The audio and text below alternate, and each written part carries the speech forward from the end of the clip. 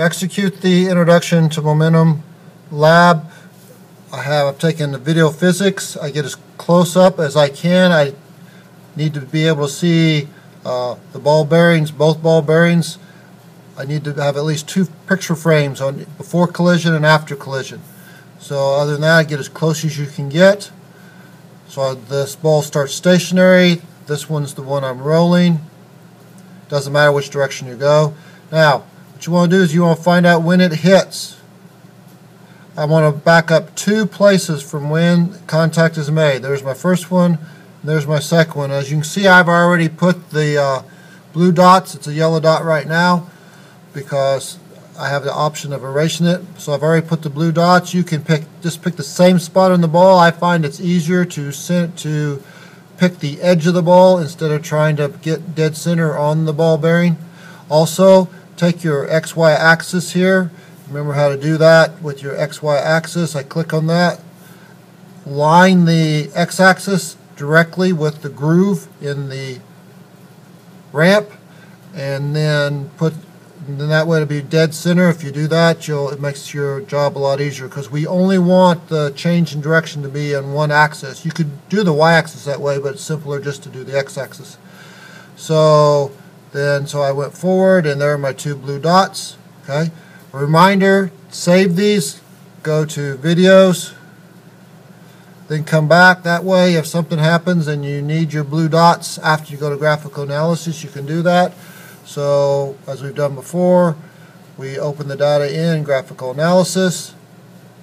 Now, it turns out graphical analysis does some fancy stuff with calculus and all that.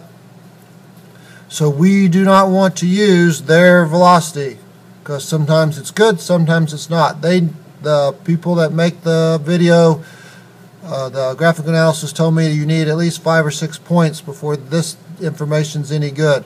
So we're just going to do the definition. We're going to say that the instantaneous velocity is equal to the average velocity of those last 2 picture frames. That's close enough. That's as close as we're going to get. So I'm going to take the change in X. Now you notice I did not put a reference. I can use pixels because I'm just doing a ratio.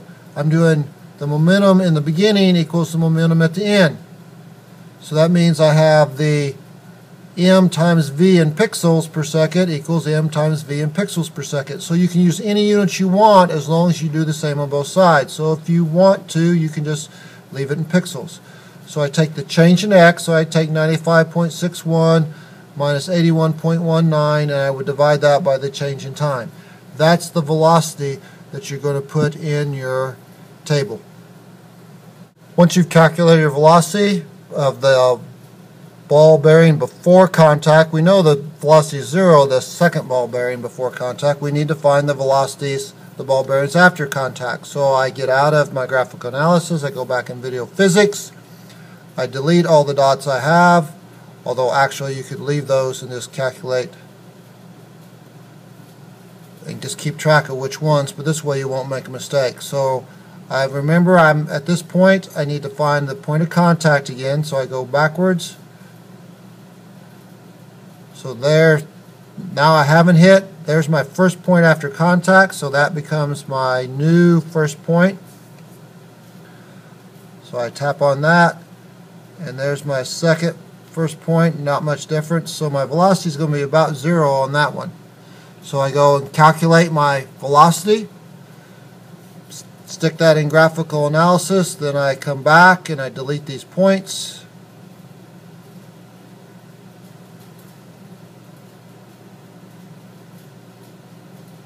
That confused it. Didn't want to do that. So then I go back again to where it first hit. So there my first point. It doesn't matter which side of the ball bearing I use. So then I find that velocity. And if we're really careful, we should get decent data that if I take the mass of the first ball times its first velocity, that will equal the mass of the first ball times the second velocity plus the mass of the second ball times its second velocity. Good luck.